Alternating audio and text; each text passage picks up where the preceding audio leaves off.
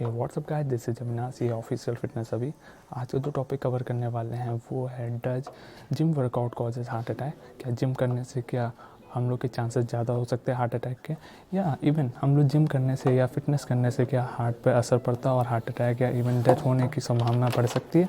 तो इस मिथ को आज मैं क्लियर आउट करूँगा। जो फिटनेस इंडस्ट्री में जो मिथ है कि जिम करने से हम लोग की डेथ हो सकती है, नो। क्योंकि क्या होता है कि जब हम लोग एक अगर अलग इस चीज़ को अलग कर लें, जिम एक अलग फैक्टर है और हार्ट अटैक एक अलग फैक्टर है। क्योंकि अगर हम लोग बात कर लीजिए हार्ट का काम क्या होता है, हार्ट बेसिकली क्या करता है, हमारे ब्लड को पंप करता है हमारे ओवरऑल बॉडी सर्कुलेशन में, जो कि न्यूट्रिशन प्रोवाइड करता है मसल्स को, और साथ ही साथ जो ऑक्सीनेटेड ब्लड होते हैं उसको प्रोवाइड करता है हमारे बॉडी के अंदर। तो ये हार्ट का काम होता है।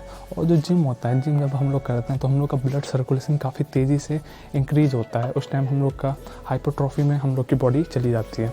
तो अगर बात कर ली जाए कि क्या जिम करने से हार्ट अटैक हो सकता है, कुछ कंडीशन में हो सकते हैं जो प्री एग्जिस्टिंग मेडिकल कंडीशन में होते हैं, जो भी पेशेंट या कोई भी एथलीट। तो क्या होता है कि अगर उनको डायबिटीज़ है या उनको हाई कोलेस्ट्रॉल की प्रॉब्लम है, तो क्या होता है कि उस टाइम चांसेस हो सकते हैं हार्ट अटैक के।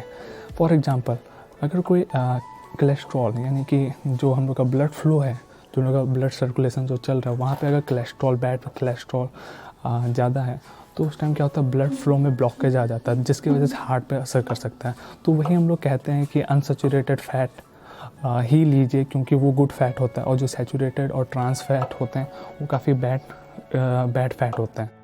और दूसरा फैक्टर ये हो सकता है कि एनाबॉलिक एंड्रोजेनिक एस्टेरॉयड जो यूज़ करते हैं, जो एस्टेरॉयड यूज़ करते हैं, तो उसमें हाई कोलेस्ट्रॉल के चांसेस काफ़ी ज़्यादा बढ़ जाते हैं, जिसकी वजह से हार्ट अटैक के चांसेस हो सकते हैं। जो भी एथलीट एस्टेरॉयड यूज़ करते हैं तो थोड़ी देर के लिए तो फ़ायदा करता है, कुछ दिनों के लिए, उसके बाद से नेगेटिव पॉइंट्स कई सारे हो जाते हैं, जैसे कोलेस्ट्रॉल बढ़ जाना और हार्ट का साइज़ बढ़ जाना। तो क्या होता है कि उसमें चांसेस बढ़ सकते हैं हार्ट अटैक के। और दूसरी चीज़ ये, जिनको डायबिटीज़ है, जो पेशेंट डायबिटीज़ हैं और वो आके जिम कर रहे हैं, उसमें क्या चांसेस रहते हैं कि जो उनका हाइपरग्लाइसेमिया यानी कि जो लैक ऑफ इनफ इंसुलिन जो प्रोवाइड करता है, मतलब जो इंसुलिन है वो क्या काम करता है, जो हमारी डायबिटीज़ है उस चीज़ को कंट्रोल में रखता है। तो जिसकी वजह से जिनको हाइपरग्लाइसेमिया है तो उसमें क्या हो जाता है कि इंसुलिन बहुत लैक हो जाता है और उसके बाद से डायबिटीज़ होता है। तो जिससे क्या होता है, डायबिटीज़ होता है तो क्या होता है कि इंसुलिन लैक करता है, जिसकी वजह से जिम जब आप करते हो तो हार्ट अटैक के चांसेस बढ़ सकते हैं। अगर हाइपोग्लाइसीमिया है, उसमें क्या होता है, हमारे जो इंसुलिन है वो ओवर प्रोडक्ट हो जाते हैं, तो जिसकी वजह से वहाँ पे चांसेस बढ़ सकता है हार्ट अटैक का, जिनको डायबिटीज़ है।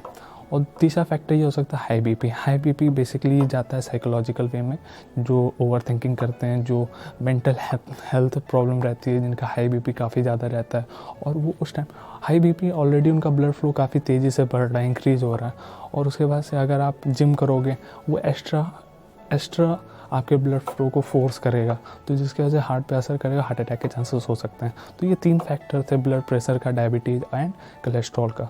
तो ये जो